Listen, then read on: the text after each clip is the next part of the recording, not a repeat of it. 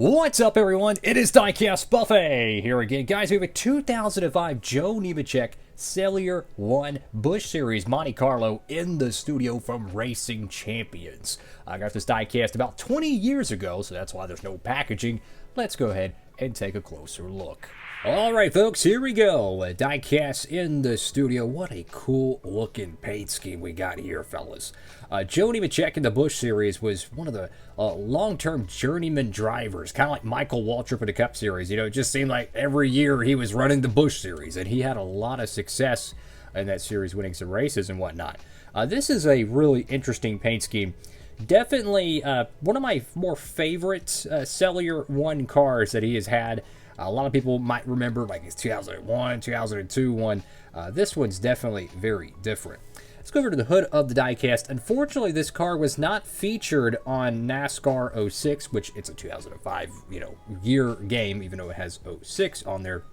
But this is one of the most nostalgic things for me, is this right here. The little, what is this? The keypad for like a cell phone, a flip phone. This reminds me so much of NASCAR Chase for the Cup. You know, like the little, the segment with Ryan Newman. Then you got the agent, that does all your contracts. Ace was his name. That's what it reminds me of. Just, it takes me back to the 2000s. Cats nowadays, they probably don't know what the biff a flip phone is, but that was so popular back then, brother. So this is on the Racing Champions diecast mold.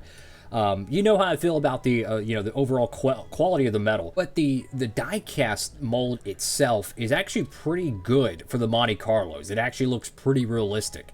I like that. So you got, of course, Cellular 1 there.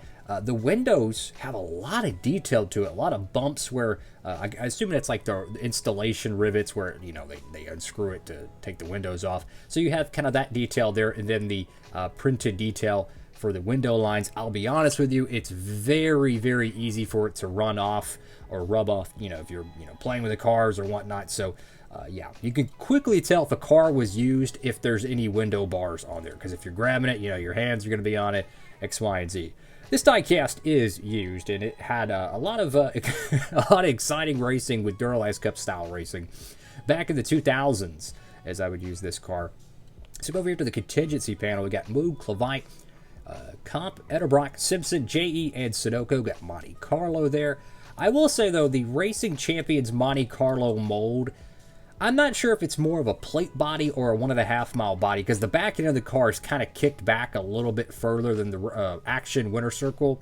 But the front is a little, in my opinion, a little too tall for it to be a plate body, right? And for those who don't know, maybe you're a new NASCAR fan, back in the 2000s with the Gen 4 car, they had like two different body styles for the Monte Carlo, or say Monte Carlo, but all the, cars, Fords, Dodges, X, Y, and Z.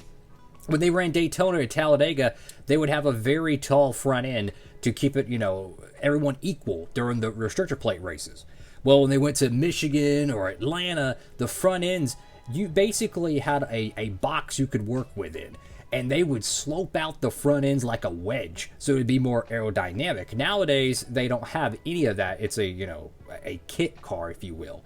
So you go over here to the left side of the diecast. You can see some scrapage there. The clear coat on these Racing Champions cars was not really good. Minimal wear. I mean, like just minimal wear, and the decals will start kind of fading off. So that's one oopsie-doo about the Racing Champions line. They just didn't put a thick clear coat on it, man. I've seen Hot Wheels cars that look like they've been chunked halfway across the room like Patrick Mahomes, and the clear coat's shiny as ever, right? A little bit of wear on a Racing Champions car from like the 2000s, and oh my goodness, it looks like it's been sitting in a barn or something. Like, look at the Goodyear decal. Like, I mean, literally, it's just so thin, the clear coat. But these were the economy line diecast. These would retail probably about $2, $2.50 back in the mid 2000s. So they had to cut costs somewhere, is what I'm trying to say. Got NASCAR race car, Gatorade, got goodies, mechanics wear, feather light, odometer, Timken, I think, I'm not sure. Jessel, Penske, Moroso, Auto Light, MSD, and Rebestos. Got whatever's left of the Goodyear decal there. The wheels are kind of interesting because they look all right? There's a pretty good amount of detail to them. The problem I have with the wheels is that they just kind of wobble a lot. The axle hub, the piece behind there, it just doesn't keep the wheels on straight. So they actually look good, but they could have done a little bit better in design work, having the wheels kind of sit a little bit more flush with the axle. They kind of move a lot, which affects their rolling ability. Got Cellular 1 right there with a little bit of a Darlington stripe on the left side of the car. It actually looks pretty cool. I mean, that's from, Diecast Racing. Ended up like that. Got some smaller contingencies here on the left side. Got Joe Nemechek right there on the driver, name rail, and whatever the biff that is, and your B-post decals. Go to the caboose of the diecast. You have that iconic 03 to 05 Monte Carlo tail end with the little wavy back bumper. Interesting enough, there's no number decal on the rear tail lights. I'm not sure how accurate that is because this is the Busch series, so I think that it's an inaccuracy, but you never know. I mean, this is back in the days. Like, the Busch series was weird back in the 2000s, man. I mean, they were running 02 Monte Carlos in 2003. Like, I kid you not, right? Dale Jr.'s win at Daytona was in an 02 Monte Carlo body, right? But it was 2003. And then in those years, sometimes back in the early 2000s when Pontiac was still around, some of the teams would run the Pontiacs at like Daytona or Talladega because they drafted better or they ran better. So they would switch from a Chevy to a Pontiac. It's just bananas, some of the stuff they would have back then. It just made it a lot, just so cool, right? Go to the right side of the diecast. Again, we've got another Darlington stripe right there. That's always good. Again, the Goodyear lettering. Like I said, the clear coats on these cars were very thin. It just really peels off and scrapes the decals off, which if you were going to make a raced version custom, that would make it really easy, right? Because you ain't got to do much work to make it look worn, which is cool. Go to the top of the diecast, you have this thing has slid on its roof, Clint Boyer Daytona 500 style a couple of times. Got the number 87 there, and you have Nortel. I don't remember that sponsor too much. I remember seeing it, but I don't know what the Biff company it is.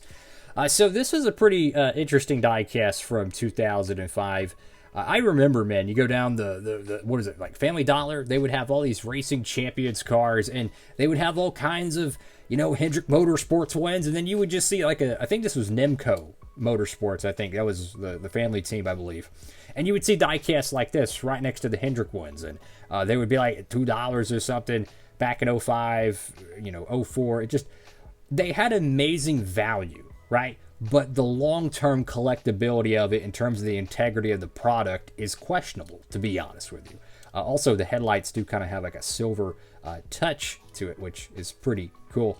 I think, what team was it? Jordan Anderson Racing. Aren't they running the number 87 again? If they were, they have so many amazing throwback paint schemes they could do to Joe Nemechek. I mean, he ran the 87 of the Cup Series. He ran it in the Busch Series. Had so many different sponsors on those cars, my dude. So there's plenty of throwback opportunities with that in mind. And here's the bottom panel of the car. Still has a lot of detail, to be honest with you. It's not as polished, so to speak, as the Action Winter Circle one. It's a little bit more blocky, but I don't mind that. It does have the 03 Monte Carlo there. I think it's 03. I can barely read it. That was one thing that always bugged me about the Racing Champions cars, is that the little year print was usually so thin, like the plastic, that you would have to take a light and like shine it like this. I think it was like on the Dodges, like the Intrepids. I couldn't tell what year they were based off of as a kid, and I would have to get a light and kind of shine it and just trying to figure out what year it was. But that's all for now, fellas. Thank you all so much for watching this throwback diecast review. Have a blessed one, everybody. And for all your new diecast shopping needs, make sure to tap it over there to Circle B Diecast. They got all kinds of good diecasts over there. They do have some vintage ones. Check out CircleBDiecast.com. Go to their 164s, right? And look for, just type in 1999, year 2000, and you'll see some diecasts that are brand new, pretty much still in the packaging. They got all kinds of, Winter Circle, Action 164s and whatnot. So they don't only just carry the older 124s, they do get 164s. But the only thing is, they usually have one of them, right? So you kind of have to jump on it early, because I was looking the other day, they had two Kevin Harvick 2007 COTs. No, it was one was a 07 and one was a 08. I think they were $10. I was like, whoa, that would be cool to do a diecast review on. I think they were the hood opening ones too. Sure enough, out of stock. So my point is, check it frequently, a couple times a week. You'll be surprised some of the 2000s diecasts I have seen over there at Circle B. They're always adding new stuff, so just kind of letting y'all know. That's all for now. Diecastbuffet signing off.